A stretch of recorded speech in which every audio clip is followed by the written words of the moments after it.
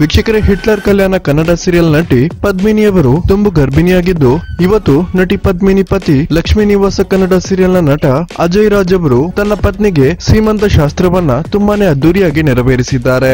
ಮೊದಲ ಮಗುವಿನ ನಿರೀಕ್ಷೆಯಲ್ಲಿರುವ ಲಕ್ಷ್ಮೀ ನಿವಾಸ ಸೀರಿಯಲ್ನ ನಟ ಅಜಯ್ ರಾಜ್ ಹಾಗೇನೆ ಹಿಟ್ಲರ್ ಕಲ್ಯಾಣ ಸೀರಿಯಲ್ ನಟಿ ಪದ್ಮಿನಿಯವರು ಈ ಬಗ್ಗೆ ಮಾಹಿತಿಯನ್ನ ತಮ್ಮ ಸೋಷಿಯಲ್ ಮೀಡಿಯಾಗಳಲ್ಲಿ ಹಂಚಿಕೊಂಡಿದ್ದು, ಈ ಒಂದು ಫೋಟೋಗಳನ್ನ ಹಂಚಿಕೊಂಡಿದ್ದಾರೆ.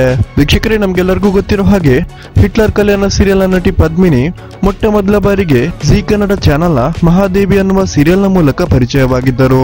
ಲಕ್ಷ್ಮೀ ನಿವಾಸ ಸೀರಿಯಲ್ ನಲ್ಲಿ ನಟನೆ ಮಾಡ್ತಿರುವ ನಟ ಅಜಯ್ ರಾಜ್ ಅವರು ಮೂಲತಃ ಮಂಗಳೂರಿನವರಾಗಿದ್ದು, ತುಳು ಸಿನಿಮಾ ಸೇರಿದಂತೆ ಹಲವಾರು ಕನ್ನಡ ಸಿನಿಮಾಗಳಲ್ಲಿ ಕೂಡ ನಟಿಸಿದ್ದಾರೆ.